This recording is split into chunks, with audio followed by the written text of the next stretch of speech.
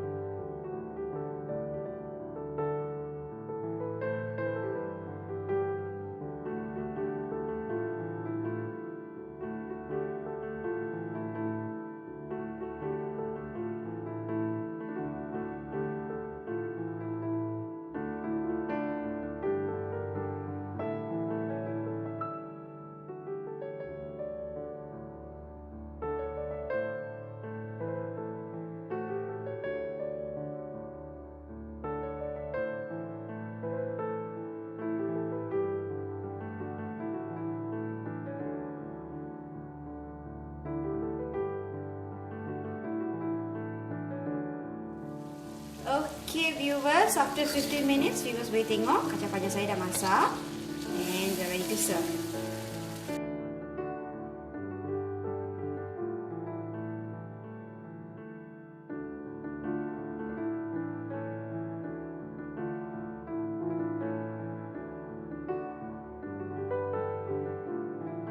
Okay viewers, inilah hasil masakan saya untuk hari ini, tofu goreng bersama kacang panjang.